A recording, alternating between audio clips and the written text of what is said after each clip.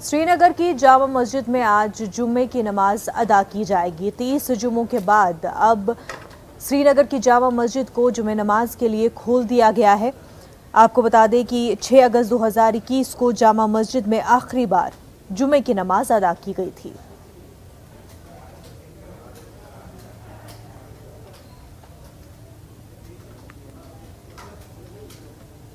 तो आपको बता दें कि 30 जुम्मों के बाद श्रीनगर की जामा मस्जिद में नमाज अदा की जाएगी।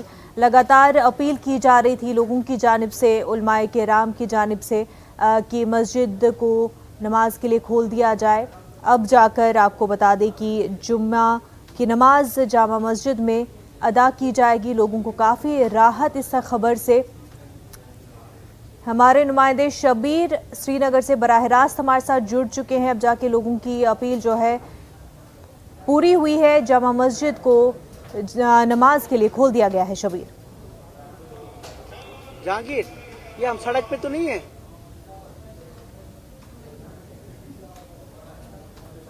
शबीर, आप तक हमारी आवाज पहुंच पा रही है?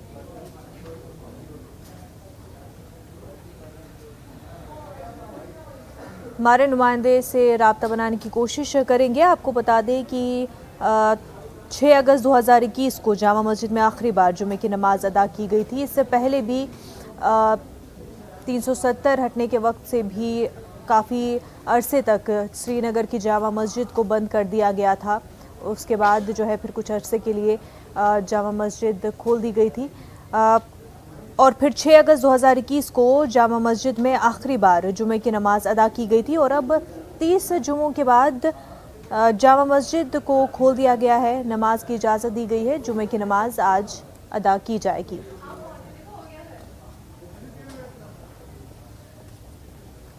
तो लोगों को काफ़ी राहत, लगातार आपको बता दें कि लोग चाहते थे कि नमाज अदा की जाए जामा मस्जिद में। उलमाए किराम चाहते थे कि मस्जिद में नमाज अदा की जाए।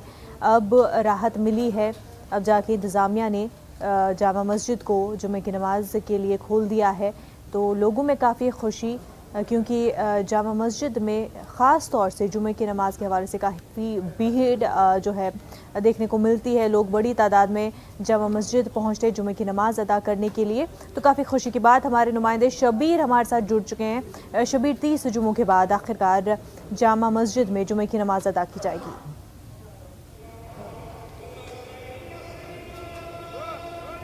जी मुनज़्ज़ा, अगर हम बात करें कुल मिला के तो तकरीबन 2 साल 2 महीने के बाद पूरी तरह से नमाज अदा करने का मौका मिला है। बीच में एक वक्फा हुआ था जब नमाज की इजाज़त दी गई थी। उसके बाद मुसलसल 30 जुमे के बाद आज यहाँ पे नमाज अदा करने का मौका मिला था। असल में क्या हुआ था कि 2019 में जब दफ़ा 370 को हटा दिया गया था, तब चूंकि काफ़ी इदारे बंद थे तो जामिया मस्जिद को भी बंद कर दिया गया था। और उसके बाद एक वक्फा ऐसा आया जब जामा मस्जिद को खोला गया था, लेकिन उसके बाद फिर कोविड के हालात बने और फिर कुल मिला के ऐसी सूरत हाल बनी कि जामा मस्जिद को मुसलसल बंद कर दिया गया। आज यहाँ पे लोग खुश हैं। आपको ये रूह परवर अजाने, ये रूह परवर आवाजें आती हुई, दुरूद व अज़कार की महफिल सजी हुई है यहाँ पे। और ये लोग काफी चीजों को लेके खुश हैं कि यहाँ पे आखिरकार जामिया मस्जिद को नमाजियों के लिए खोला गया है और 1:30 बजे की नमाज है। आप देख सकते हैं ये जामिया मस्जिद के मनाजिर आपको पहुंच रहे होंगे। यहाँ पे वुजू हो रहा है। जामिया मस्जिद की तारीख एक लंबी तारीख है। ये सिर्फ उन नाजरीन के लिए बता दूं जो बाहर हमें मुल्क से बाहर भी देख रहे हैं। जामिया मस्जिद हमेशा से ही सिर्फ मजहबी जो मरकज है, सिर्फ मजहबी मरकज नहीं बल्कि यहाँ की सियासी और समाजी तारीख का एक बड़ा मरकज रहा है। और यहाँ से कई ऐसी मुहिम चली है जो समाजी तौर पे काफी अहम थी। और इस मस्जिद को बंद रखने के लिए, हालांकि यहाँ पे लोग ये भी कह रहे हैं कि अभी जो यहाँ पे मीर वाइज़ कश्मीर है, मौलवी मोहम्मद उमर फारूक, वो उनको आज़ाद किया जाना चाहिए, वो मुतालबा कर रहे हैं। क्योंकि लोगों का कहना है कि वो सियासी शख्सियत ही नहीं है, वो एक मजहबी शख्सियत भी हैं। और उन्हें यहाँ लोग कह रहे हैं कि उनकी मौजूदगी, उनका मौजूद ना होना उन्हें खलता है और यहाँ के मेंबर से उनके जो पैगामात है, चाहे वो मजहबी हों और साथ साथ में जो सोशल रिफॉर्म्स के, समाजी तब्दीली के, जो इस्लाम के दायरे में जो तब्दीलियां आती थी, उनके पैगामात से यहाँ वो शुरू होने चाहिए।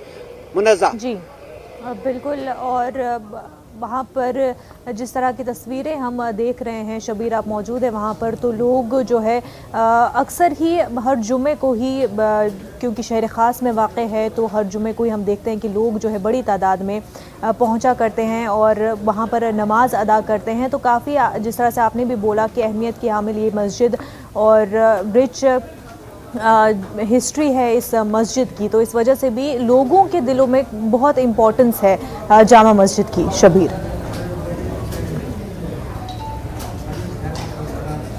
जी मुनज़्ज़ा, ये तारीखी तौर पे अगर एक इसे देखें, 1394 में जामा मस्जिद की तामीर हुई है और इसकी जो मजहबी हसीयत है उसकी इतनी ही, अगर इसका आर्किटेक्चर हम देखें, यहाँ पे सयाह आते हैं मुनज़्ज़ा, यहाँ पे इतने सयाह आते हैं इसको देखने के लिए, क्योंकि ये एक आर्किटेक्चरल मार्वल जिसे हम कहते हैं वो भी है।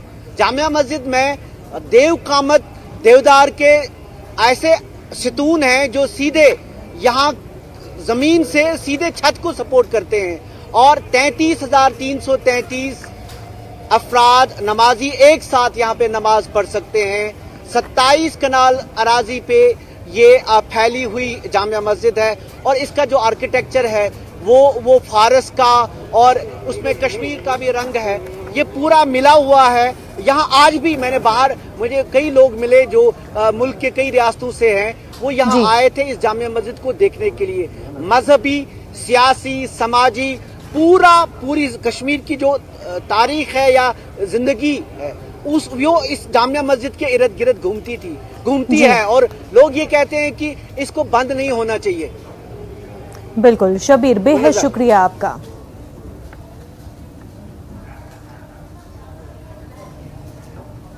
आगे बढ़ते हैं। बीजेपी महाराष्ट्र के वजीर अक़लियती अमूर नवाब मलिक के इस्तीफ़े का मुतालबा कर रही हैं। लगातार जो है इस मामले को लेकर के हंगामा हो रहा है। बीजेपी अरकान जो है, लीडरान, वो लगातार एहतजाज कर रहे हैं, इस बात का मुतालबा कर रहे हैं कि नवाब मलिक इस्तीफ़ा दे दे। असेंबली की दहलीज पर बीजेपी के अरकान नारेबाजी कर रहे हैं। उन्होंने दस्तखती मुहिम भी शुरू की है।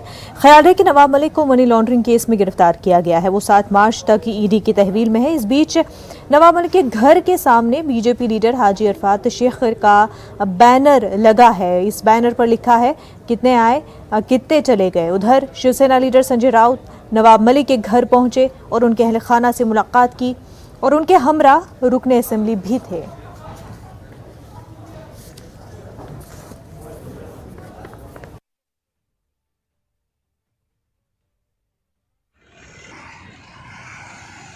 मंत्री नवाब मलिक के खिलाफ विधानसभा की सीढ़ियों पे बीजेपी के एमएलए हैं, आप देख सकते हैं किस तरह से अपना विरोध प्रदर्शन कर रहे हैं, अपनी नारेबाजी कर रहे हैं। इस नारेबाजी के तहत वो साफ तौर पे इस बात पर जोर दे रहे हैं कि किस तरह से नवाब मलिक का इस्तीफा उन्हें चाहिए।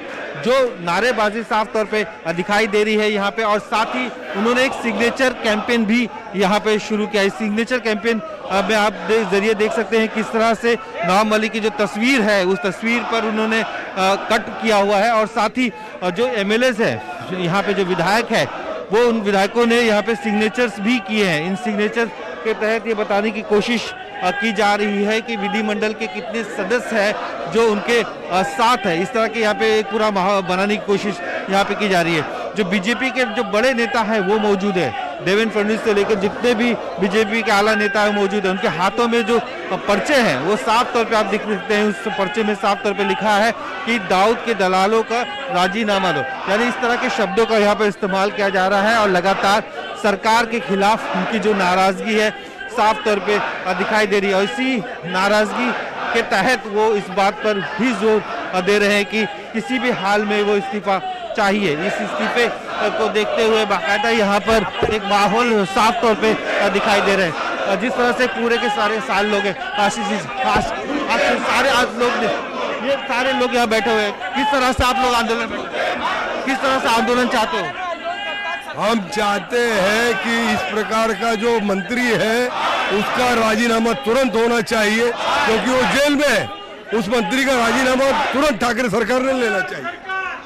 भी है, सारे नेतागण यहाँ पे मौजूद है, उनसे हम बात करने की कोशिश कर रहे थे। और जिस तरह से पूरा माहौल यहाँ पे साफ तौर पे दिखाई दे रहा है, उनका साफ तौर पे ये कहना है कि जिस तरह से पूरा माहौल यहाँ पे बना हुआ है, जो बीजेपी के विधायक हैं वो मौजूद है, उनका साफ तौर पे कहना है कि किसी भी हाल में जब तक इस्तीफा नहीं होता है तब तक इसी तरह से उनका जो आंदोलन है चलता रहेगा। मुंबई से डिस्प्ले के साथ वसीम अंसारी, न्यूज़ 18।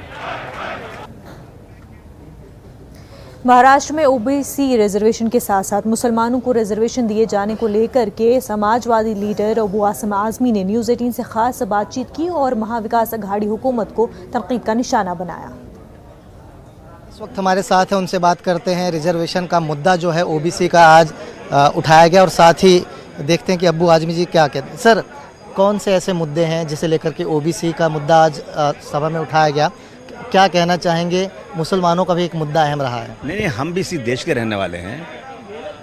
हम कोई क्रिमिनल नहीं है, हम कोई देशद्रोही नहीं है। हम कमज़ोर ज़रूर हैं, लेकिन हमारे साथ ऐसा सलूक हो रहा है जिससे लगता है कि हमारी कोई गिनती नहीं इस देश के अंदर है। जब यही कांग्रेस और एनसीपी ने इस रिजर्वेशन को लाया था, हाई कोर्ट ने कहा मिलना चाहिए, तो हाउस में खड़े होकर बोला जब तक पार्लियामेंट में अमेंडमेंट नहीं होगा नहीं मिलेगा। तो आप लाए क्यों इस तरह से? मैं कहना चाहता हूं कि ओबीसी को रिजर्वेशन मिले, मराठा को मिले, हम बिल्कुल सपोर्ट करने तैयार हैं, हम बिल्कुल उनके साथ खड़े हैं। समाज के दबे कुचलों को रिजर्वेशन मिलना चाहिए, लेकिन मुसलमान जो इस मुल्क में 15% है, उत्तर प्रदेश में 20% है, इन मुसलमानों को निगलेक्ट किया जाएगा तो हमारा देश कभी भी तरक्की याफ्ता देश नहीं कहा जाएगा। इतने बड़े परसेंटेज को, इतनी बड़ी आबादी को निगलेक्ट करके देश तरक्की नहीं कर सकता है। हमारी मांग है कि इस पर भी बात होना चाहिए। कमियां खामियां कहाँ देखते हैं आप? कहाँ आपको लगता है कि बात वहीं पर आकर फंसी हुई है, वहाँ पर काम करने की ज़रूरत है, तब जाकर के बात आगे बढ़ेगी? कोई खामियां नहीं है, कोई जो है संविधान कोई आसमान से उतरा हुआ नहीं है। जो भी अमेंडमेंट आता है यही होता है। अगर चाहे कहीं कमी है कानून के अंदर तो पार्लियामेंट में, असेंबली में उसको चेंज कर दो ना। कितनी बार ऐसा हुआ है? अगर कहीं भी ऐसा लगता है कि इस वजह से नहीं मिल रहा है तो उसमें अमेंडमेंट कर दो। ऐसा नहीं कोई भगवान का या अल्लाह का कोई फरमान आया है कि वो बदली नहीं हो सकता है। ये तो सब बेवकूफ़ बनाने की बात है। महाराष्ट्र में देखा जाए तो महाविकास आघाड़ी की सरकार है और चुनाव से पहले कहा गया था कि मुसलमान रिजर्वेशन जरूर दिया जाएगा। आपको लगता है कि सरकार की मंशा है देनी? सरकार की मंशा नहीं है, सरकार की मंशा बिल्कुल नहीं है। सरकार की मंशा उस दिन होगी जिस दिन ये सरकार चली जाएगी, बीजेपी सरकार आएगी तो ये सरकार कहेगी कि बीजेपी बेईमानी कर रही है, नहीं दे रही है। यही होगा, देख लेना। शुक्रिया हमसे बात करने के लिए। अब्बू आजमी, उन्होंने साफ तौर पर कहा कि असेंबली में कोई भी मुद्दा रहे लेकिन मुसलमानों का मुद्दा जो रिजर्वेशन का अभी तक पेंडिंग है। इन्होंने साफ तौर पर कहा कि महाविकास आघाड़ी यानी महाराष्ट्र सरकार नहीं चाहती मुसलमानों को रिजर्वेशन मिले। कैमरामैन अविनाश लुंडे के साथ प्रशांत पांडे, न्यूज़ 18 मुंबई। और अब रुख करते हैं यूपी के माऊ का, जहां पर अखिलेश यादव अवामी रैली से खिताब कर रहे हैं।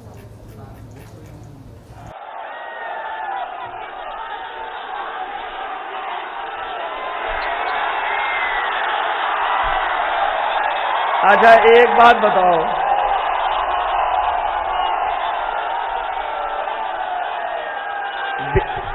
बीजेपी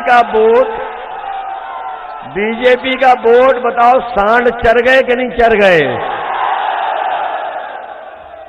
अब कुछ लोग पछता रहे हैं, पछता रहे कि नहीं पछता रहे?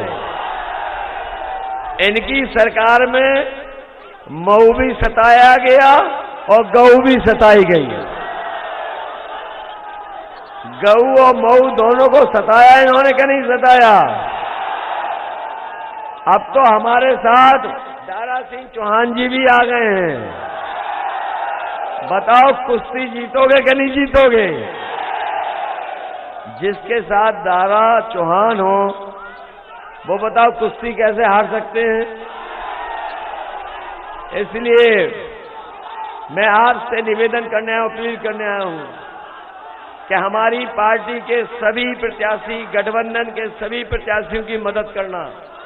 जहां हम 300 यूनिट फ्री बिजली दे रहे हैं, किसानों को सिंचाई माफ कर रहे हैं, वहीं हमारे पुराने कर्मचारियों का पुरानी पेंशन को बहाल कर रहे हैं।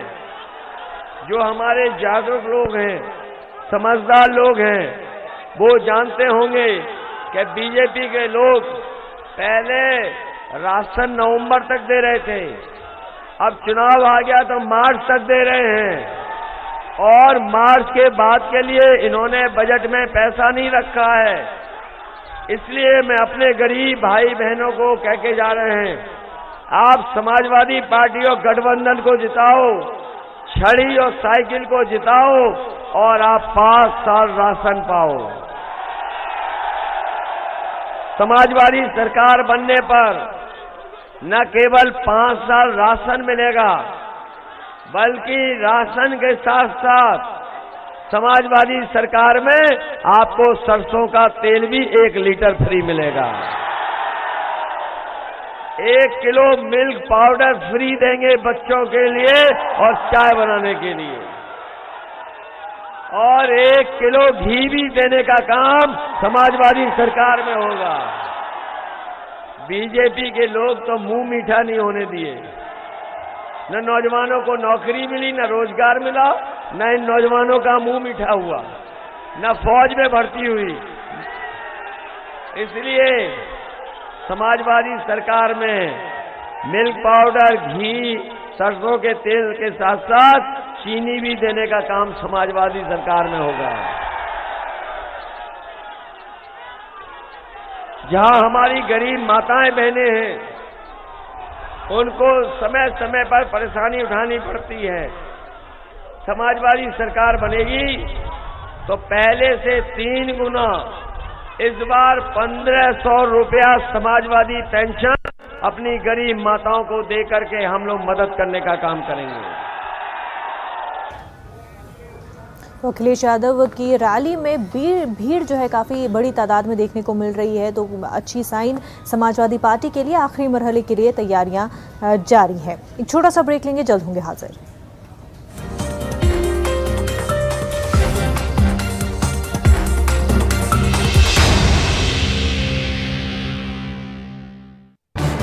इस न्यूज हेडलाइंस के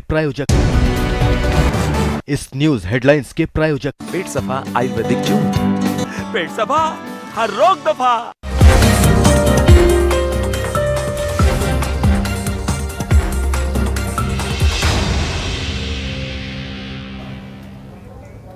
ब्रेक के बाद आपका खैर मकदम है।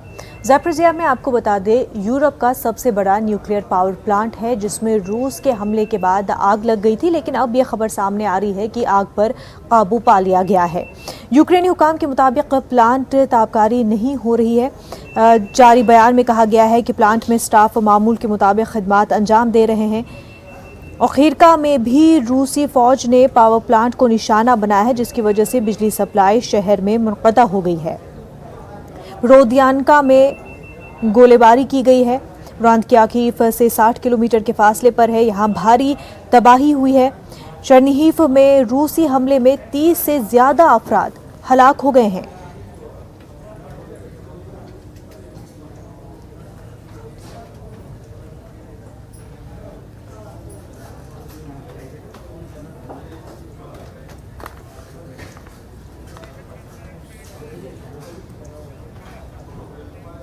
और वहीं ऑपरेशन गंगा के तहत यूक्रेन से हिंदुस्तानी तलबा के इनखला का सिलसिला भी लगातार जारी है। आपको बता दें कि आज अलसुब 219 तलबा बुखारेस्ट से दिल्ली पहुंचे, जहां मरकजी वजीर ने इन तलबा का इस्तकबाल किया। भारत देश के बहुत सारे students, particularly medical students Ukraine में पढ़ने जा गए हैं, और अभी युद्ध परिस्थिति में भारत देश के तरफ से गंगा मिशन या गंगा ऑपरेशन चालू किया है, जिसमें से इंडियन स्टूडेंट्स जो यूक्रेन में पढ़ रहे हैं उनको एयरलिफ्ट करके इंडिया में लाने का ऑपरेशन मिशन प्रधानमंत्री मोदी जी के नेतृत्व में किया है। इस सिलसिले में हमारे 4 मंत्री जो यूक्रेन के बाजू देश है, जो पोलैंड हो या हंगेरी हो, उस देश में है, और वहां से हमारे स्टूडेंट्स आ रहे हैं। उसमें आज और वही हिंटन एयरपोर्ट पर ऑपरेशन गंगा के तहत परवाज़ों के आने का सिलसिला भी जारी है। आज रोमानिया के बुखारेस्ट और हंगरी के बुदापेस्ट से परवाज़ें तलबा को लेकर पहुंची हैं। हिंटन पहुंचने पर तलबा का इस्तकबाल वज़ीर ममलिकत दिफा अजय भट्ट ने किया।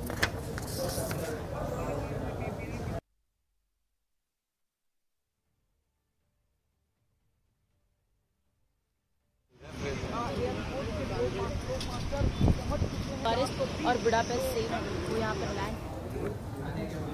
मध्य प्रदेश में पंचायत, कॉरपोरेशन और असेंबली इंतखाबात के पेश नज़र शिवराज सिंह हुकूमत ने अपनी कसावट शुरू कर दी है। भोपाल में मुनक्किदा काबीना वज़रा की अहम मीटिंग सरकार की फलाही स्कीमों का फ़ायदा आम लोगों तक पहुँचाने के लिए वज़ीर आला शिवराज सिंह के ज़रिए वज़रा ग्रुप की 10 कमेटियाँ तश्कील दी गई हैं।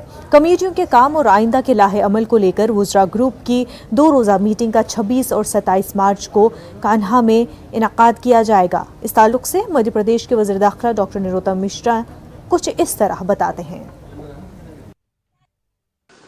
आज प्रदेश के विकास को लेकर, कर्मचारियों को लेकर कई समितियां मंत्री समूहों की बनाई गई।